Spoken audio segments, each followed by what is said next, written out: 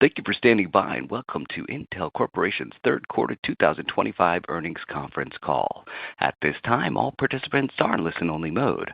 After the speaker's presentation, there will be a question-and-answer session. To ask a question during this session, you'll need to press star 11 on your telephone. If your question has been answered and you'd like to remove yourself from the queue, simply press star 11 again. We ask that you please limit yourselves to one question and one follow-up. You may get back in the queue as time allows. As a reminder, today's program is being recorded. And now I'd like to introduce your host for today's program, John Pitzer, Vice President, Investor Relations. Please go ahead, sir. Thank you, Jonathan, and good afternoon to everyone joining us today. By now, you should have received a copy of the Q3 earnings release and earnings presentation, both of which are available on our Investor Relations website, intc.com. For those joining us online today, the earnings presentation is also available in our webcast window. I am joined today by our CEO, Lip-Bu Tan, and our CFO, David Zinsner. Lip-Bu will open up with comments on our third quarter results, as well as provide an update on our progress implementing strategic priorities. Dave will then discuss our overall financial results, including fourth quarter guidance, before we transition to answer your questions. Before we begin, please note that today's discussion contains forward-looking statements based on the environment as we currently see it, and as such are subject to various risks and uncertainties. It also contains references to non-GAAP financial measures that we believe provide useful information to our investors. Our earnings release, most recent annual report on Form 10-K, and other filings with the SEC provide more information on specific risk factors that could cause actual results to differ materially from our expectations. They also provide additional information on our non-GAAP financial measures, including reconciliations where appropriate to our corresponding GAAP financial measures. With that, let me turn things over to Lip-Bu. Thank you, John, and let me add my welcome this afternoon. We deliver a solid Q3 with revenue, gross margin, earnings per share above guidance. This marks the fourth consecutive quarter of improved execution delivered by the underlying growth in our core markets and the steady progress we are making to rebuild the company. While we are still a long way to go, we are taking the right steps to create sustainable shareholder value. We significantly improved our cash position and liquidity in Q3, a key focus for me since becoming CEO in March. This includes accelerated funding from the United States government, important investments from NVIDIA and SoftBank Group, and monetizing portion of Altera and Mobileye. The action we took to strengthen the balance sheet gave us greater operational flexibility and position us well to continue to execute our strategy with confidence. In particular, I'm honored by the trust and confidence President Trump and Secretary Lafnick have placed in me. Their support highlights Intel's strategic role as the only U.S.-based semiconductor company with leading-edge logic R&D and manufacturing. We are fully committed to advancing the Trump administration's vision to restoring semiconductor production and proudly welcome the U.S. government as an essential partner in our efforts. We also make tangible progress to improve our execution this quarter. We remain on track not only to right-size the company by year-end, but also to evolve the talent mix, re-establish the engineering-first mindset, and optimize the executive and management levels across the organization. We are seeing a significant increase in day-to-day energy and collaborations as our employees return to office after a substantial period of remote and hybrid work. Let me dive deeper into our underlining business trend. Over the course of my career, I have had the privilege of contributing multiple waves of disruptive innovation. But I can't recall a time when I have been more excited about the future of computing and opportunities in front of us. We are still in the early stage of AI revolution, and I believe Intel can and will play a much more significant role as we transform the company. This starts with our core x86 franchise, which continues to play a critical role in the age of AI. AI is clearly accelerating demand for new compute architectures, hardware, models, and algorithms. At the same time, it is fueling renewed growth of traditional compute as the underwriting data and the resulting insights continue to rely heavily on our existing products, from cloud to edge. AI is driving near-term upside to our business, and it is a strong foundation for sustainable long-term growth as we execute. In addition, with unmatched compatibility, security, and flexibility by virtue of being the largest install base of general-purpose compute, x86 is well-positioned to power the hybrid compute environment that AI workloads demand, particularly for inference, edge workloads, and agentic systems. It is a great starting point from which to rebuild our market position to revitalizing and rejuvenating the x86 ISA and positioning it for the new era of computing with great products and partnerships. Our collaboration with NVIDIA is a prime example. We are joining forces to create a new class of products and experience spanning multiple generations that accelerate the adoption of AI for the hyperscale, enterprise, and consumer markets.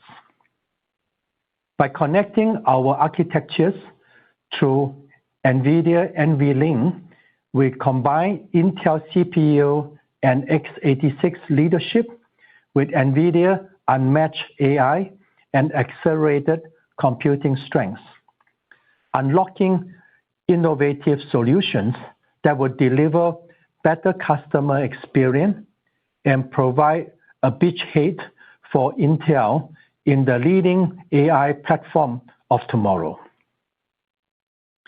We need to continue to build on this momentum and capitalize on our position by improving our engineering and design execution.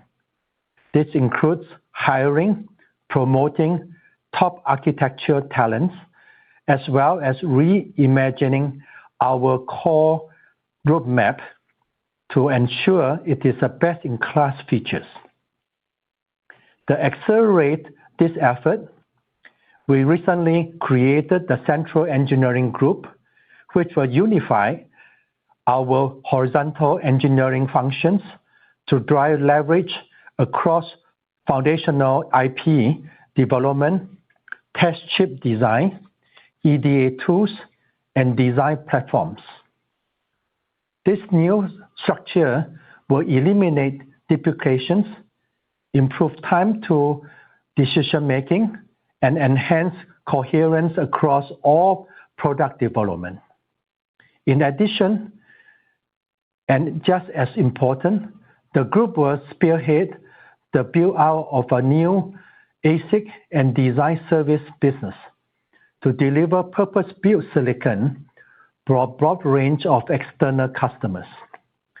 This will not only extend the reach of our core x86 IP, but also leverage our design strengths to deliver an array of solutions from general purpose to fixed function computing.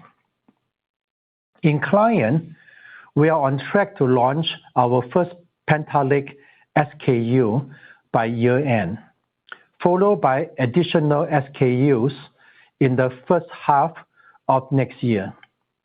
This will help us to solidify our strong position in the notebook segment across both consumer and enterprise, with cost-optimized products across our full PC stack, from our entry-level offering to our mainstream Core family, up through our highest-performing Core Ultra family. In high-end desktop, competition remains intense, but we are making steady progress. Arrow Lake shipments have increased throughout the year, and our next-generation Nova Lake product will bring new architectural and software upgrades to further strengthen our offerings, particularly in the PC gaming Halo space. With this lineup, we believe we will have the strongest PC portfolio in years. In traditional servers, AI workloads are driving both refresh of the installed base and capacity expansion. Fueled by rapid growth in tokenization, the increased demands around data storage and processing, and the need to elevate power and space constraints. We remain the AI head nodes of choice, with strong demand for Granite Rapids, including instances across every major hyperscalers. We are listening to what customers need, and strong performance per watt and TCO are top of mind. As I shared with you last quarter, the key part including improving our multi-threading capabilities as we close existing gap and work to regain shares. Finally, on our AI accelerator strategy, I continue to believe that we can play a meaningful role in developing compute platforms for emerging inference workloads driven by agentic AI and physical AI. This will be a far larger market than that for AI training workloads. We will work to position Intel as a compute platform of choice for AI inference, and we look to partner with arrays of incumbents as well as emerging companies that are defining this new compute paradigm. This is a multi-year initiative, and we will strike partnership when we can deliver true differentiation and market-leading products. In the near term, we will continue delivering AI capabilities through Xeon, AI PCs, Arc, GPUs, and our open software stack. Looking ahead, we plan to launch successive generation of inference-optimized GPUs on the annual cadence that features enhanced memory and bandwidth to meet enterprise needs. Turning to Intel Foundry, our momentum continues. We are making steady progress on Intel 18A. We are on track to bring Panther Lake to market this year. Intel 18A yields are progressing at predictable rate, and Fab 52 in Arizona, which is dedicated to high-volume manufacturing, is now fully operational. In addition, we are advancing our work on Intel 18AP, and we continue to hit our PDK milestones. Our Intel 18A family is the foundation for at least next 3 generations of client and server products. our work with U.S. government within the secure enclave and other committed customers. It is a critical node that will drive wafer volumes well into next decade and generate a healthy return on our investment.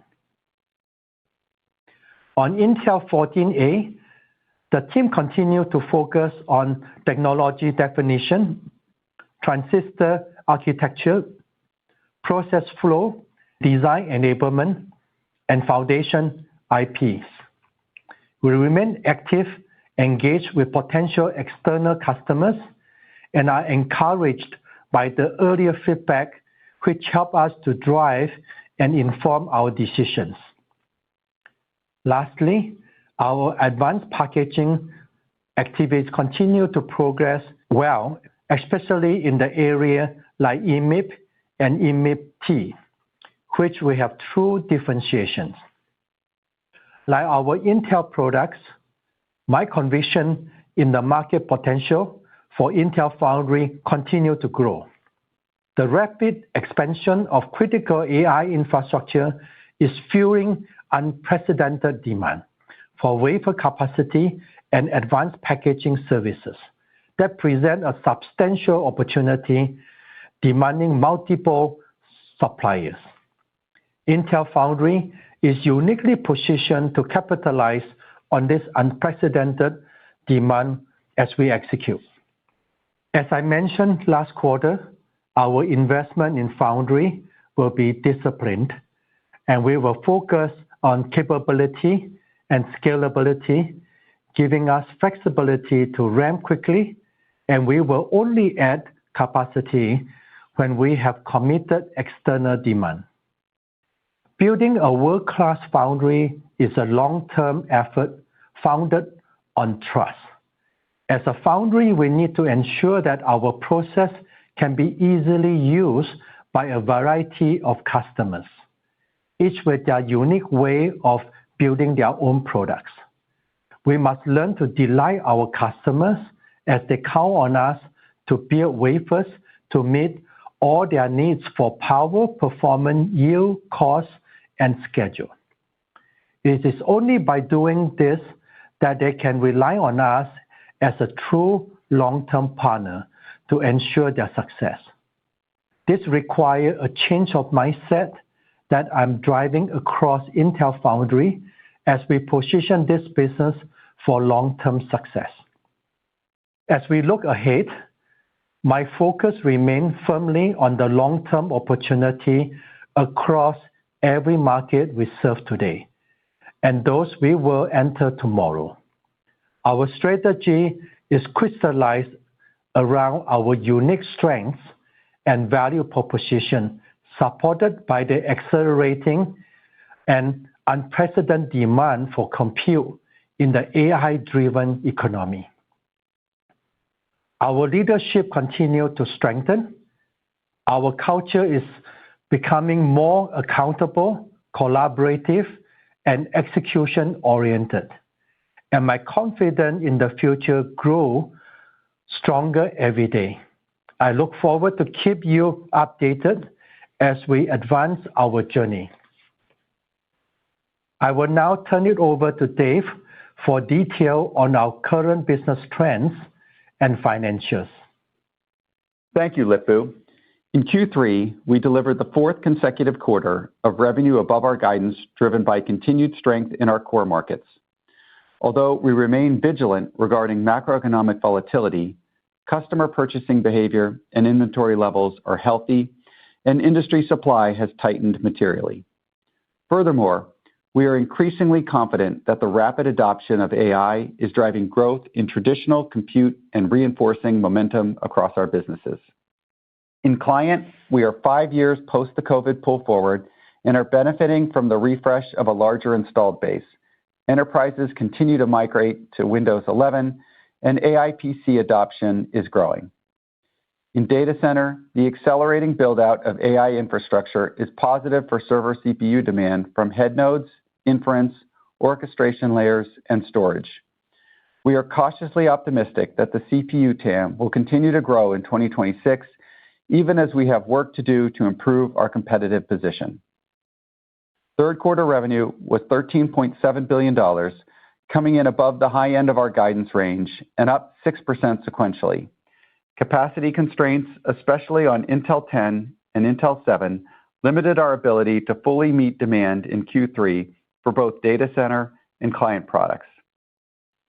Non-GAAP gross margin was 40%, 4 percentage points better than our guidance on higher revenue, a more favorable mix, and lower inventory reserves, partially offset by higher volume of Lunar Lake and the early ramp of Intel 18A. We delivered third quarter earnings per share of 23 cents versus our guidance of break-even EPS driven by higher revenue, stronger gross margin, and continued cost discipline. Q3 operating cash flow was $2.5 billion, with gross CapEx of $3 billion in the quarter and positive adjusted free cash flow of $900 million. One of our top priorities for 2025 was shoring up our balance sheet. To that end, we executed on deals to secure roughly $20 billion of cash, including 3 important strategic partnerships. We exited Q3 with $30.9 billion of cash and short-term investments. In Q3, we received $5.7 billion from the U.S. government, $2 billion from SoftBank Group, $4.3 billion from the Altera closure, and $900 million from the Mobileye stake sale. We expect NVIDIA's $5 billion investment to close by the end of Q4. Finally, we repaid $4.3 billion of debt in the quarter, and we will continue prioritizing deleveraging by paying maturities as they come due in 2026. Moving to segment results for Q3. Intel products revenue was $12.7 billion, up 7% sequentially and above our expectations across client and server.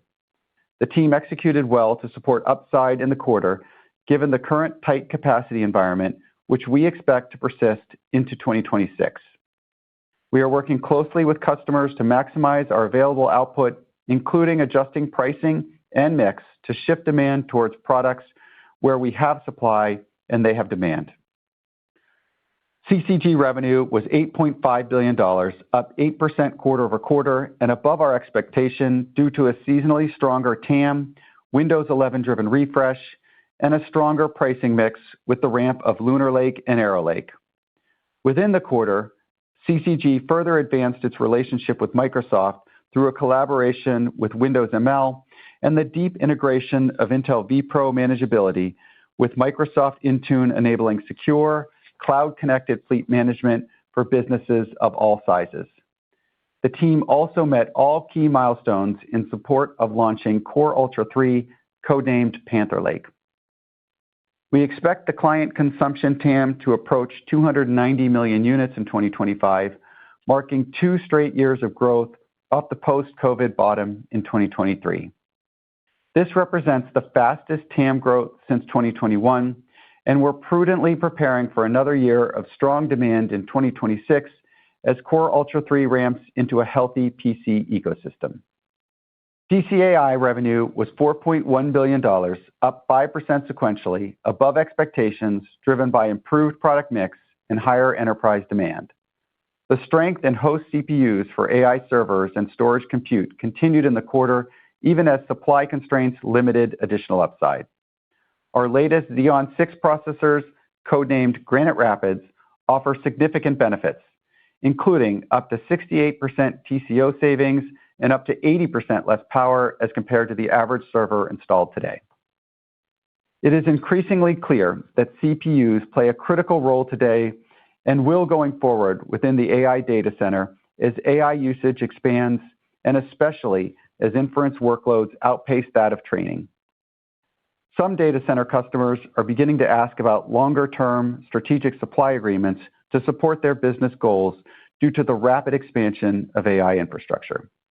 This dynamic, combined with the underinvestment in traditional infrastructure over the last couple of years, should enable the revenue TAM for server CPUs to comfortably grow going forward. Operating profit for Intel products was $3.7 billion, 29% of revenue, and up $972 million quarter-over-quarter on stronger product margin, lower operating expenses, and a favorable compare due to period costs in Q2. Before discussing Intel Foundry, I want to acknowledge the tireless effort of the NVIDIA and Intel teams. There's a lot of work in front of us, but the collaboration we announced this quarter was the culmination of almost a year of hard work with a company that cuts no corners and prioritizes engineering excellence above all. The x86 architecture has been the foundation of the digital revolution that powers the modern world. AI is the next phase of that revolution, and we're on a path to ensure x86 remains at the heart of it. Engagements like this one with NVIDIA are critical to this effort. Moving to Intel Foundry, Intel Foundry delivered revenue of $4.2 billion, down 4% sequentially. In Q3, Intel Foundry delivered Intel 10 and 7 volume above expectations, met key 18A milestones, and released hardened 18AP PDKs to the ecosystem. Foundry also advanced the development of Intel 14A and continues to make progress expanding its advanced packaging deal pipeline. Intel Foundry operating loss in Q3 was $2.3 billion, better by $847 million sequentially, primarily on favorable comparison due to the approximately $800 million impairment charge in Q2. As Lip-Bu discussed, our confidence in the long-term Foundry TAM continues to grow, bolstered by accelerating deployment and adoption of AI and the growing need for wafers and advanced packaging services. Projections are calling for a greater than 10x increase of gigawatts of AI capacity by 2030, creating significant opportunities for Intel Foundry with external customers, both for wafers and our differentiated advanced packaging capabilities like EMIB-T.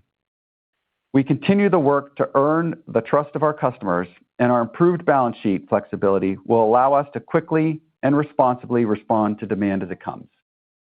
Turning to all other.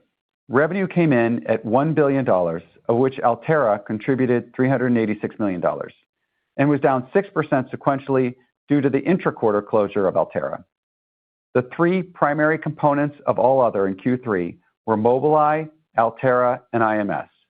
Collectively, the category delivered $100 million of operating profit. Now turning to guidance.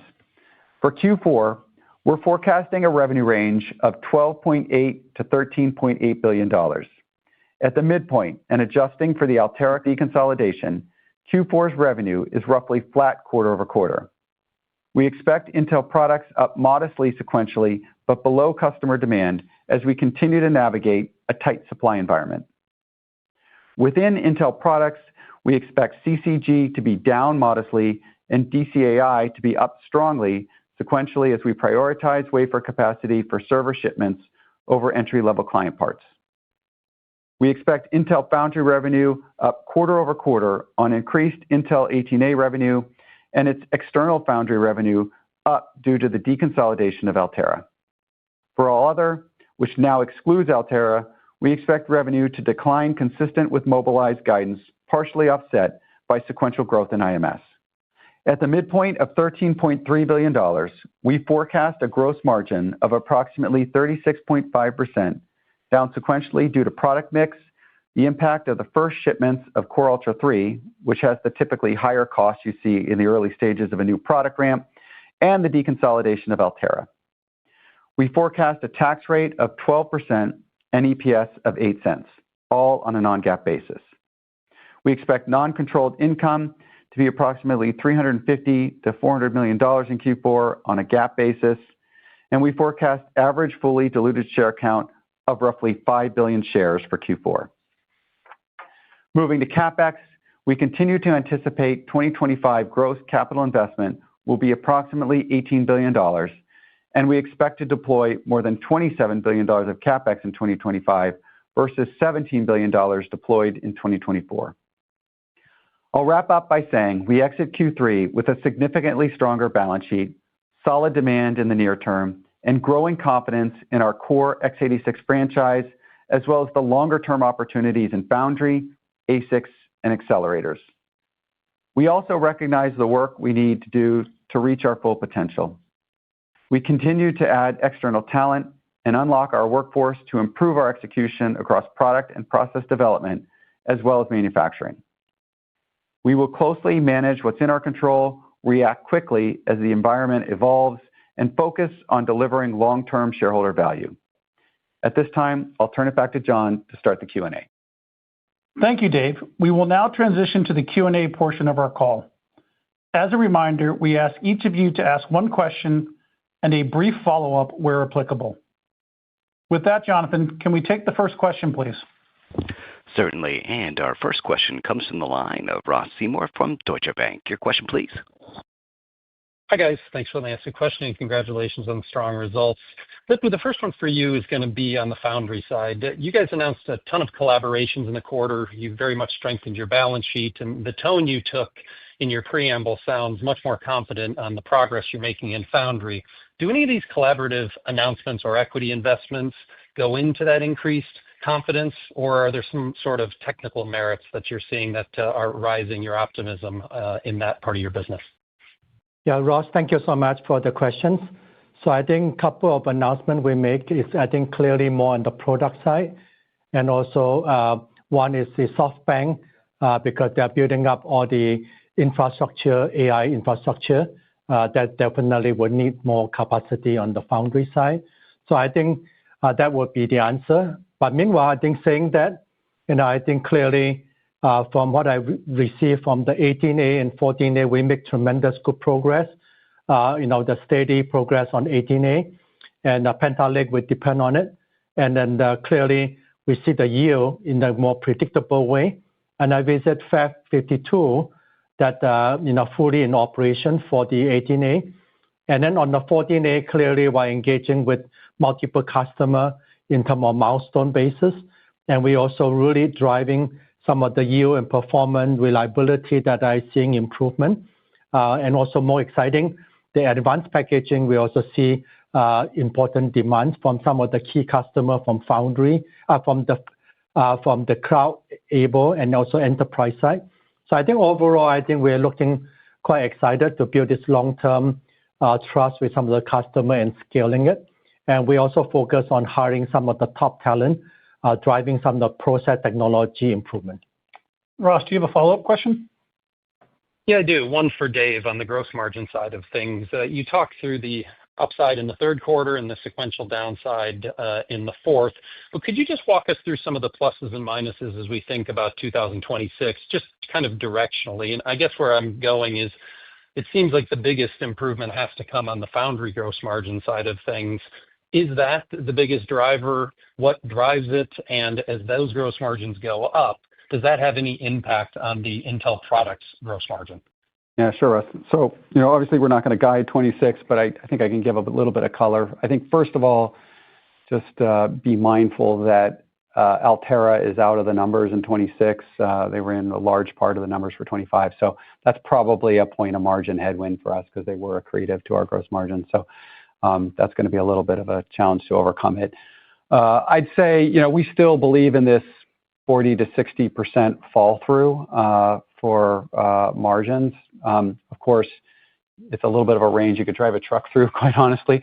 But a lot of it's because of mix. I mean, we'll have, obviously Lunar Lake will be a big component at least in the first half of the year, and that is a dilutive product to us. And then Panther Lake, while obviously is going to be a great cross structure for us over time, given the wafers are fabbed internally. Initially, obviously, when you got a new product on a new process, they're pretty expensive products to start with, and so it's dilutive, in the beginnings of the year, and then it gets better over the course of the year. I do agree. We should see gross margins improve on the foundry side for sure. Partly that is the scale dynamic that we will see benefit from, but also, as we move towards more leading edge mix. In 18A for sure, but also even Intel 4 3, those products have better pricing and a better cost structure. And so those margins should be accretive. And really, the dynamic about how much it improves will largely be a function of, how the mix plays out through the year. Jonathan, can we have the next question, please? Certainly. Our next question comes from the line of Joseph Moore from Morgan Stanley. Your question, please. Great. Thank you. I was really interested in a lot of the prepared remarks around the sort of differences to your approach to foundry. And you talked about this last quarter and this quarter that you're sort of looking for customer commitments before you make the investment. Can you just talk about how those conversations are going? And I certainly, I can see the trade-off from customer standpoint. They're making a commitment to you. Do they expect that capacity to be built ahead of time? Just, is there a bit of a chicken and egg aspect to these investments, and just how are you approaching those conversations? Yeah, Joseph, thank you so much for the question. I think on the foundry side, clearly we are engaging with multiple customers. And as building the trust of the customer, you need to really show the yield improvement, reliability, and also you need to have all the specific IP that they require. It's a service industry. You need to have all the right IP. That's why I formed the central engineering to get all the right IP to matching with the customer requirement. And then I think the best way is really show the performance, the yield, and then we can get the test chip so that they can really work on it, and then they can starting to deploy their most important revenue wafer to depend on us so that we can drive their success for them. So I think those are very important.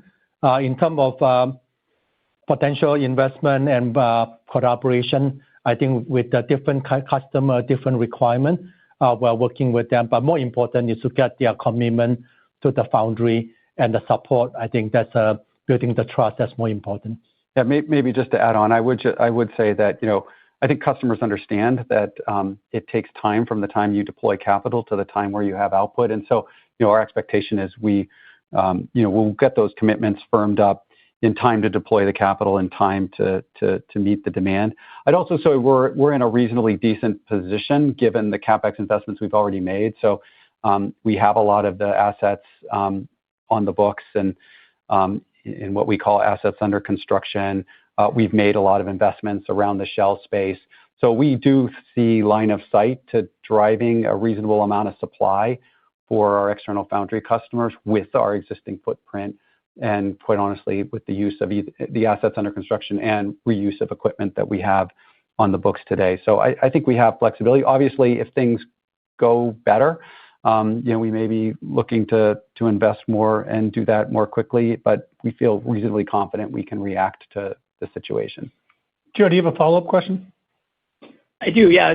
Separately, the supply constraints in server CPUs and other CPUs, we see those in the market, I guess, but your growth was 5% sequentially, single-digit growth year on year. I guess, where is the shortage coming from? Is there just better demand ahead that you're not able to meet? Is it some of the transitions that you guys have made? Just, and I certainly see that tightness in the marketplace, so I'm not arguing with it, but I'm just curious, where you see that shortage coming from and how it'll get resolved. Yeah, I mean, shortage is pretty much across our business, I would say. We are definitely tight on Intel 10 and 7. Obviously, we're not looking to build more capacity there, and so as we get more demand, we're constrained.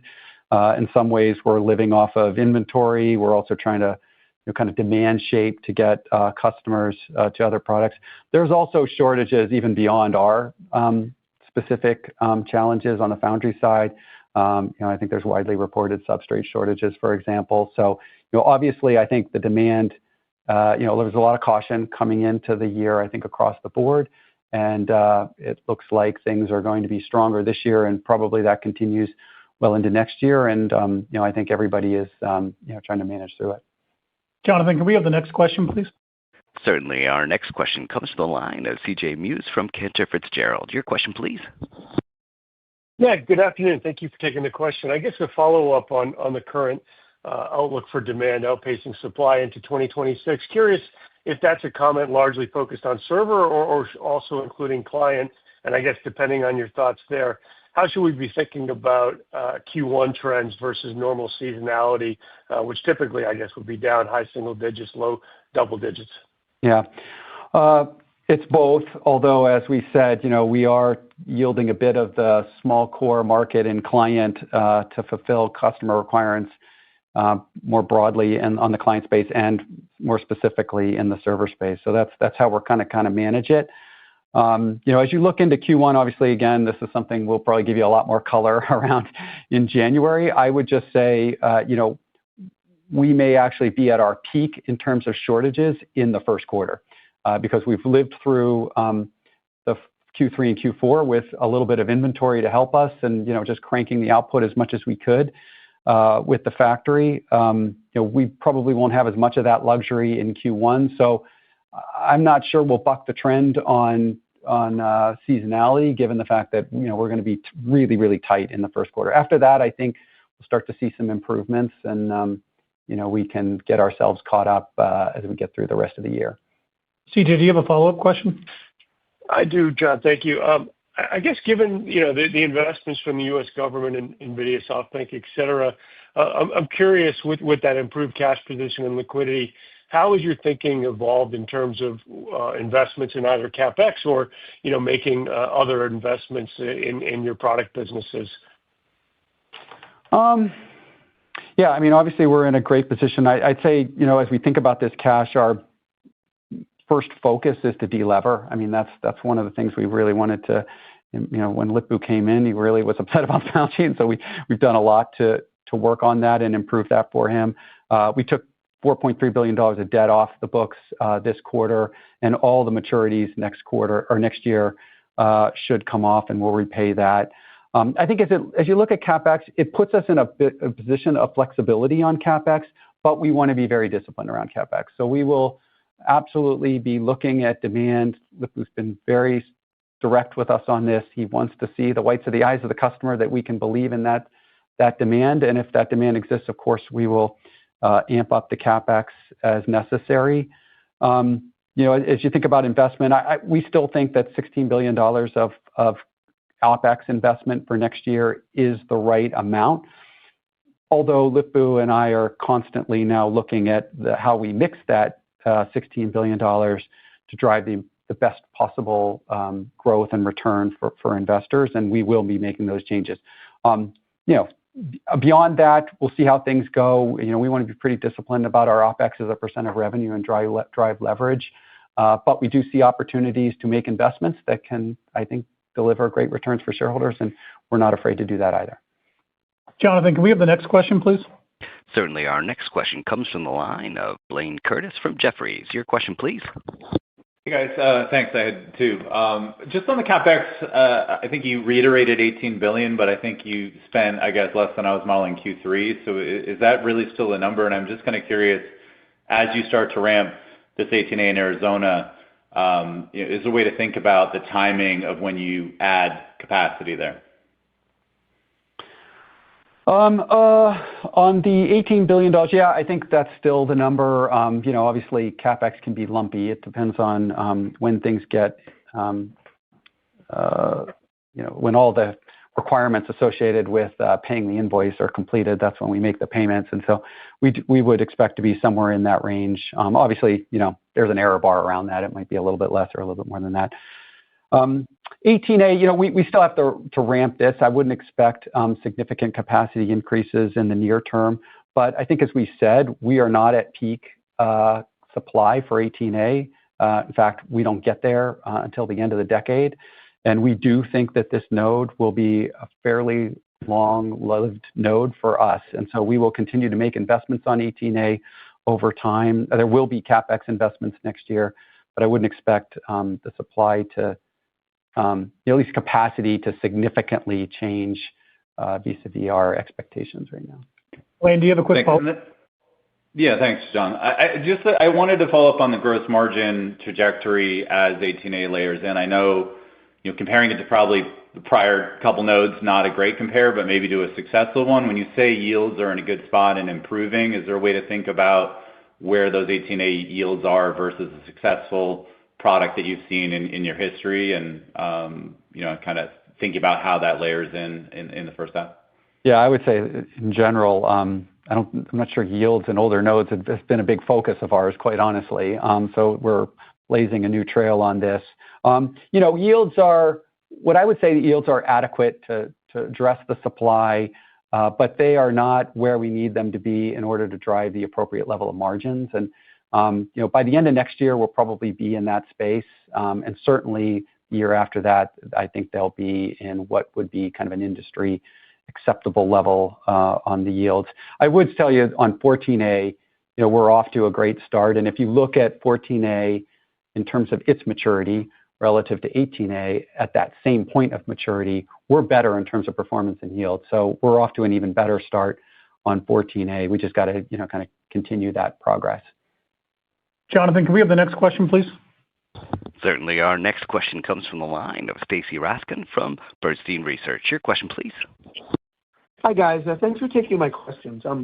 I wanted to go back and ask about these supply constraints again. So you talked a lot about how AI was driving a lot of demand across servers and across PCs, but at the same time, it doesn't look like customers want your AI products. In fact, they can't get enough of the older stuff. So I guess you must have plenty of supply for Granite and for Meteor and even for Lunar Lake. So how are you going to get the customers off of the older products where they haven't shown any desire to get off of them so far, even given the constraints that they've been under? And I guess, how do we think about the transition of those customers?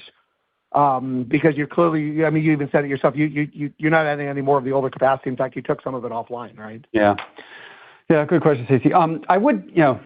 I think it's a misnomer to say AI hasn't done well. I mean, it was sequentially up double digits quarter over quarter. And, we talked about a number of we would ship about 100 million units by the end of this year on AI PC, and we're going to be first order in that range. So I think it's going pretty well.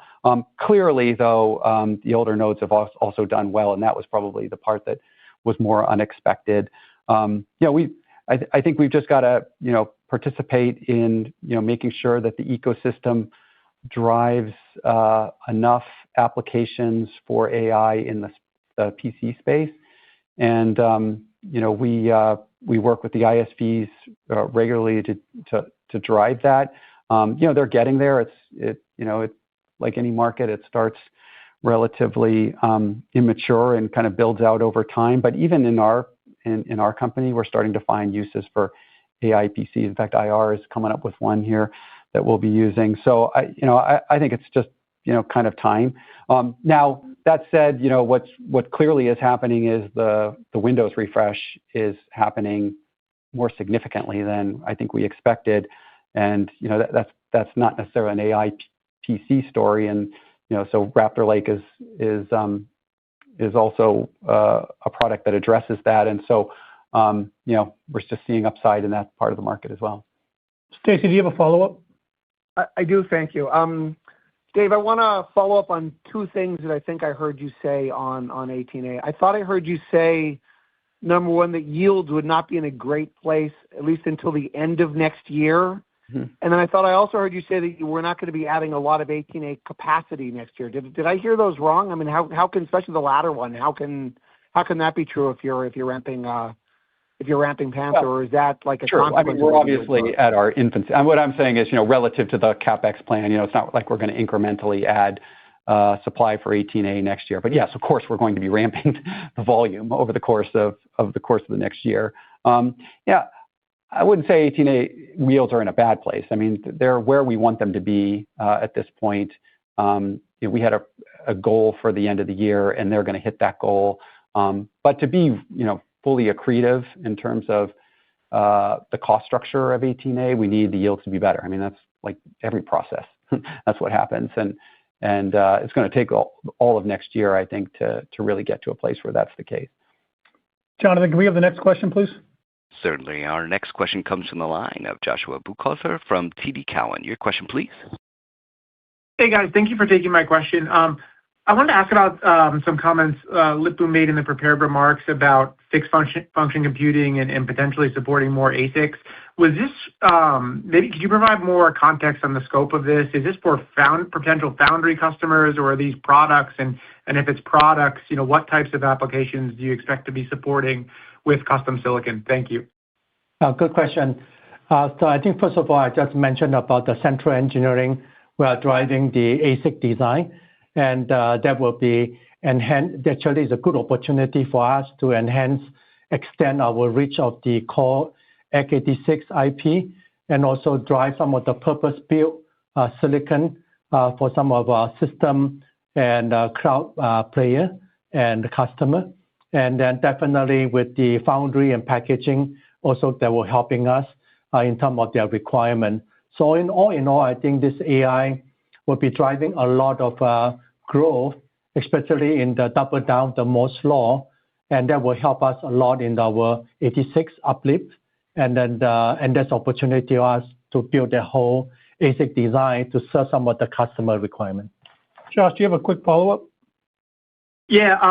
So on the last quarter, obviously the disclosure that you may decide to abandon 14A got a lot of attention. I just wanted to ask, given your balance sheet is in a lot different spot than it was 3 months ago, has anything changed from that regard? I mean, I don't think the Q's out, so I haven't seen if any of the language changed there. But was curious if anything had moved around since last quarter, given all the changes in your balance sheet. Thank you.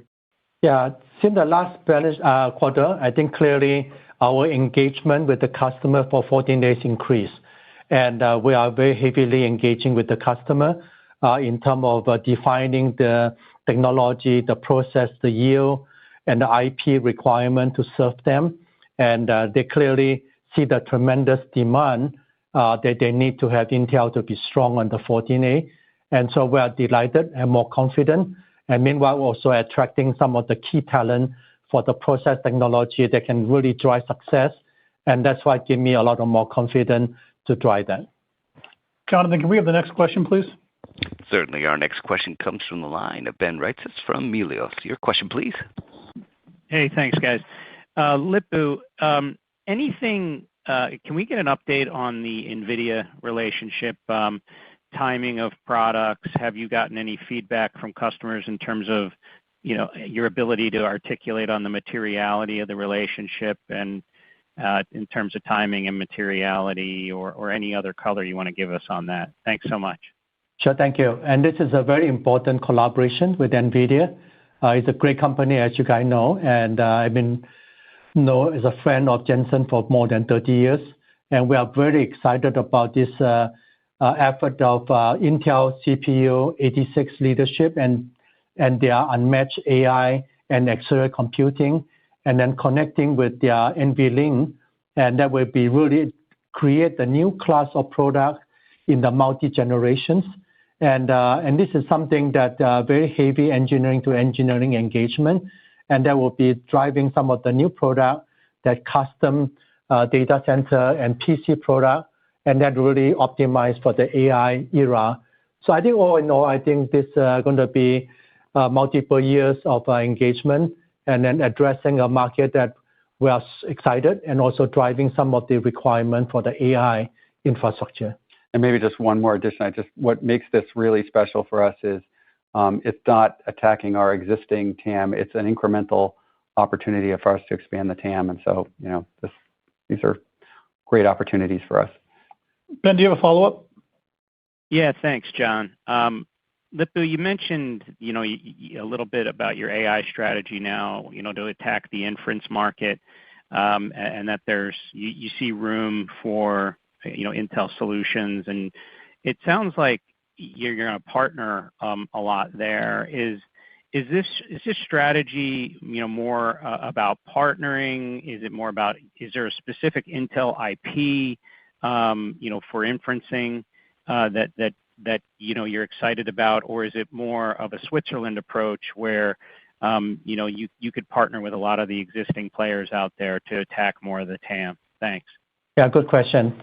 So I think first of all, I think with the AI driving a lot of growth, we definitely want to play in that. I think this is a very early inning, and so I think that's opportunity for us.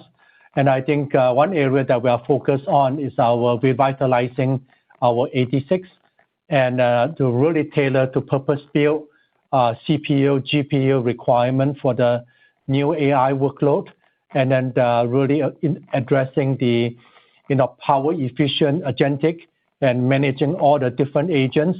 This is a new way of compute platform of choice, and that will be also applying to the system and software. You're going to stay tuned. I think we're going to be partnering with some of the incumbents and also the emerging companies that are driving some of these changes. Jonathan, can we have the next question, please? Certainly. Our next question comes from the line of Timothy Arcuri from UBS. Your question, please. Thanks a lot. Dave, it's not that often we see high fixed cost businesses that are constrained that have gross margins less than 40%. And I certainly get that most of this is because of the wafer costs for Intel 10 and 7, and you still have low yields on 18A. But I'm wondering, and this is probably a hard question to answer, but I wonder if you could maybe just kind of fast forward a bit and say, like, what would gross margin be if you were off of 10 and 7 and you were on 18A? Is there a way you could normalize it for us?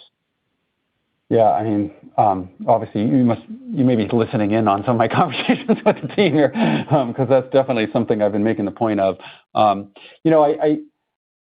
would say there's two dynamics, one of which you're hitting on, and that is the high cost of older processes versus the better cost structure for the newer processes. And that's obviously meaningful. I mean, we're in negative gross margin territory for foundry. That makes a meaningful improvement if you move it even into the positive territory. But the other aspect of our gross margins is a function of just the product quality. We're in reasonably decent shape on client in terms of product performance and competitiveness, with a few exceptions, but we're not where we need to be on a cost basis. And so we've got to make improvements there. And we have that on the roadmap. The team recognizes it, but that's a multi-year process to get there. But it's more pronounced on the data center side. Not only do we not have the right cost structure, but we also don't have the right competitiveness to really get the right margins from our customers. And so we've got work to do there. And so that's what Lip-Bu and the team he's pulled in are hyper-focused on, is getting great products at the right cost structure to drive better gross margins. That, to me, I think is the linchpin in all this. The improvements on the foundry side are just going to come, I think. We're going to mix higher and higher to Intel 3, 4, and then 18A and ultimately 14A. The cost structures of all of those are actually pretty similar, and it'll just be a function of the fact that the value that's provided by those leading edge nodes is going to be significantly more, and that's going to just materially drive the gross margins up. The other thing that I would say is we are seeing a lot of startup costs by virtue of the fact that we've jammed a whole bunch of new processes in kind of in rapid fashion. As we get into 14A, our cadence will be more normalized, and so you won't see so much startup costs stacked on top of each other, which is affecting our gross margins, and that's billions of dollars. So I think as you get beyond a few years, that rolls off and will also help. Tim, do you have a quick follow-up? I do, yeah. Lip-Bu, you didn't give an update last call on Diamond Rapids launch date. I know the whole roadmap's under review, but you did sound the company sounds fairly optimistic about Coral Rapids. Can you just give us sort of an update on the data center roadmap a bit here? Thanks. Yeah, thank you. Good questions. So I think clearly the Diamond Rapids are getting stronger hyperscale feedback, and then we also focus on the new product, the Coral Rapids. And that will be included the SMT, the multi-threading, and that can drive higher performance. We're in the definition stage, and then we will work out the roadmap, and then we're going to execute that. Will be going forward. Thanks, Tim. Jonathan, we have time for one last questioner. Certainly. Then our final question for today comes from the line of Aaron Rakers from Wells Fargo. Your question, please. Yeah, thanks for fitting me in here. Just a couple real quick ones. I guess going back to the NVIDIA relationship, I can appreciate that the announcement was really tied to the NVLink fusion strategy and integrating that with the x86 ecosystem. But I think there's been also some recent reports about maybe using Gaudi for some dedicated inference workloads within a stack of NVIDIA. How do you, is this relationship, a starting point, and should we expect to see more potential integration beyond NVLink going forward? Yeah, I think let me answer that. I think NVLink is kind of more the hub to connecting the 86 and GPU. In terms of the AI strategy, we are defining the Crescent Island that we talk about, and also we also have a new product line in the lineup, so they're addressing the agentic and the physical AI and more in the inference side. And so I think stay tuned. We will update that. Aaron, do you have a quick follow-up? Okay. I do, and I'll make it really short. Can you just update us on how we think about the NCI, the non-controlling interest expense, as we look through this year and think about that? I think you've given some comments in the past of how we should think about that into 2026. Thank you. Yeah, I think 2026, we're looking at somewhere in the $1.2 billion-$1.4 billion range is probably a good estimate. Obviously, we're focused on that, and we'll work to minimize that as much as possible. With that, I want to thank everyone for joining us today. We are on the journey of rebuild Intel, and we have a lot of work ahead of us, but we are making solid progress in Q3. I look forward to seeing many of you throughout the quarter and provide you another update in January. Thank you, ladies and gentlemen, for your participation in today's conference. This does conclude the program. You may now disconnect. Good day.